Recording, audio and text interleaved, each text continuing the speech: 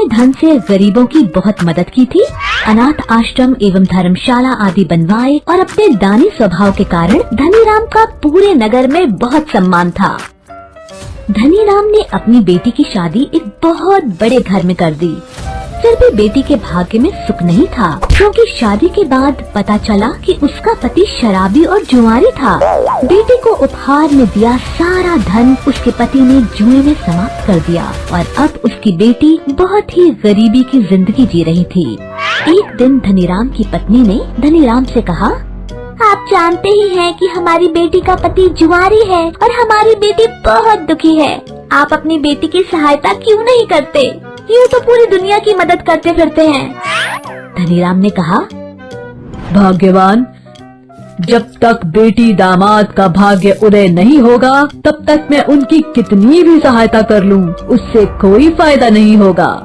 जब अपनी बेटी का और उसके पति का भाग्य उदय होगा तो अपने आप ही वे सुख का जीवन जीने लगेंगे और हर कोई उनकी मदद करने को तत्पर रहेगा। लेकिन माँ का दिल तो माँ का दिल ठहरा। अगर बेटी को कोई परेशानी हो तो माँ आराम से कैसे रह सकती है? इसलिए वे बस यही सोचती रहती कि कैसे वे अपनी बेटी की मदद करे। एक दिन धनीराम किसी काम से नगर से बाहर चले गए और इसी का फायदा उठाकर धनीराम की पत्नी ने अपनी बेटी और दामाद को भोजन का न्योता भेज दिया।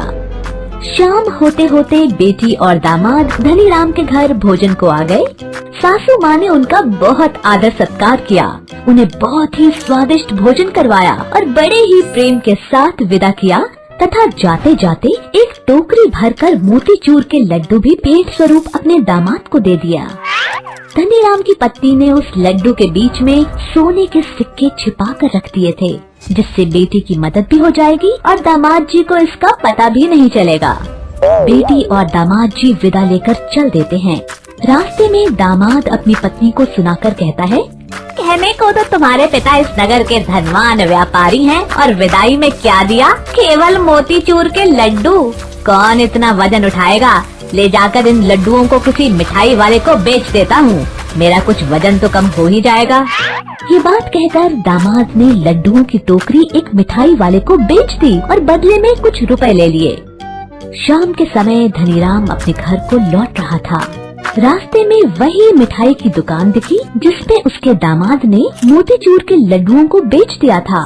धनीराम को मोतीचूर के लड्डू बहुत ही पसंद थे, इसलिए धनीराम ने मिठाई वाले से वही मोतीचूर के लड्डुओं की टोकरी खरीद ली और अपने घर ले आया।